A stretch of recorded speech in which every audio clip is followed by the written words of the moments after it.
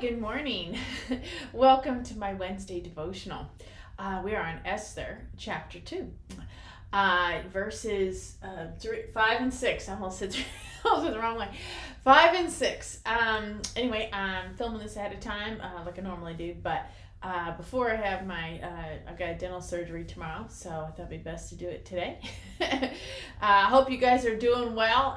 It's rainy and cold here in DC, believe it or not, and it's just about May, so we're just having unusual weather. Everything seems to be a little bit wackadoodle right now. So I'm going to be in prayer for you, and I hope you'll be in prayer for me for beginning all this dental surgery stuff. I'll be working on this between now and July, August, September timeframe. So I'm doing a major overhaul on my mouth. So, and since I'm on camera here, that affects you guys. So if you could please be in prayer for me, I'd really appreciate it. I hope you guys are doing well out there. So let's go ahead and get started. All right. So and yes, I've reorganized my camera, so it should work a little bit better. I will just focus this just a touch. There we go. All right, so we're on Esther, chapter 2, verses 5 and 6. Okay, now we're in a very long section of Esther and how she becomes queen, how she arrives on the scene. But before we get into that part, verse 5. At that time, there was a Jewish man in the fortress of Susa, that's where they all are, okay, that's the palace, whose name was Mordecai, son of Jair. He was from the tribe of Benjamin and was a descendant of Kish and Shimei. Verse 6, his family had been amongst those with the king Jehoiakim of Judah, who had been exiled from Jerusalem to Babylon by King Nebuchadnezzar. I know, it's a tough name, isn't it? All these names. All right, so let's talk about Mordecai. So Mordecai and Esther, they're kind of parallel stories in the fact that, we're going to like Mordecai going with his story going and Esther on her side, right? So they're going to kind of parallel this way.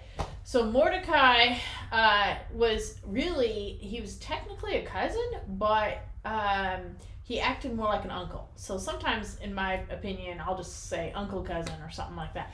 But actually they are just cousins.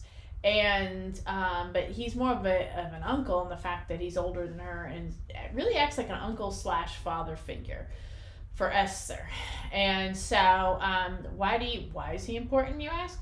Well, you're going to see as we go out throughout the story, there's going to be Mordecai's story and then Esther's story, and they're going to be paralleling, okay? And their stories are very interesting, how it all merges together, at the end of all this, and how they become the heroes, both of them in their own right, doing kind of separate jobs, but really for the same mission. So this is just some introduction of Mordecai.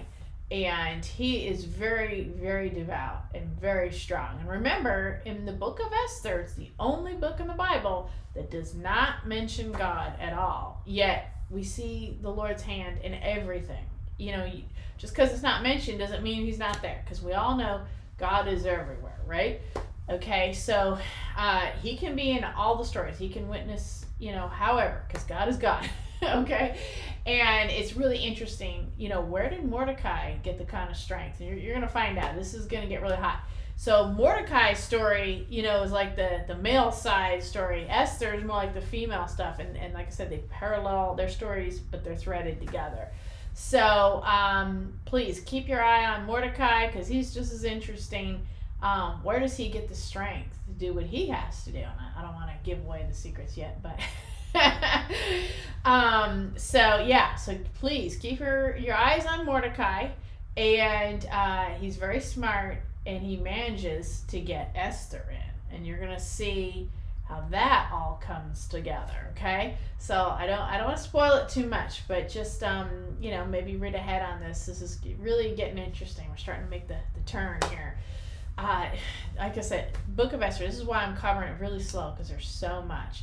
And so his family, which is really Esther's family, they were exiled from Jerusalem to Babylon, and by that king Nebuchadnezzar, who is in 3 books of the Bible. He's kind of an interesting character. He's very prideful, this king.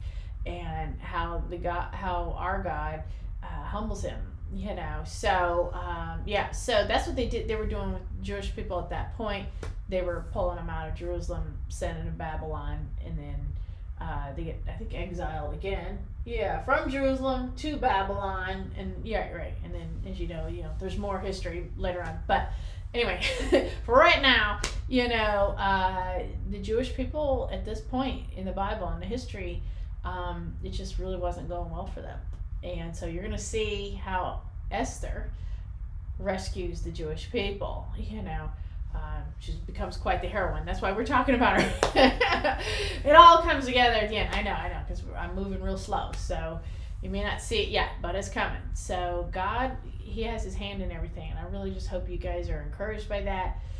As you go throughout your week this week, whatever challenges are happening, this is kind of a weird time. We're in, May, June, these kind of months where it's spring, or just about to start summer break. And for military people, we got a lot of moves coming up. People are moving and changing jobs. So a lot of change, a lot of action. And, sometimes it's just like, Lord, why am I going through this? Because we all say that, right? But that's just, that's our humanity, right? That's our failure as humanity. We need to trust the Lord. And of course, we need to love the Lord, and we need to love one another. Love is at the heart of everything. It really is. And I know we don't hear that anymore in today's society. It's very different. That's all I'll say. I'm a different generation now. I was just raised that love was very important, and and it's in the Bible. Love God, love one another. That's all you got to do. So anyway, all right. Well, I hope you guys have a great week, and please pray for me as I go work on my teeth. And I'm excited. I'm actually pretty calm. I'm excited that I'm taking care of my health, and now that I'm now over 50, I have to be thinking about these kinds of things. And just doing preventative maintenance so that I can go the distance, right? Go the distance, Rocky. All right. Well, thanks guys for watching. I really appreciate every view, every subscription, everything. Please do give me a view, give me a like, comment, share, subscribe. Please do subscribe. I really appreciate it. And we'll see you next week. All right. Thanks. Bye-bye.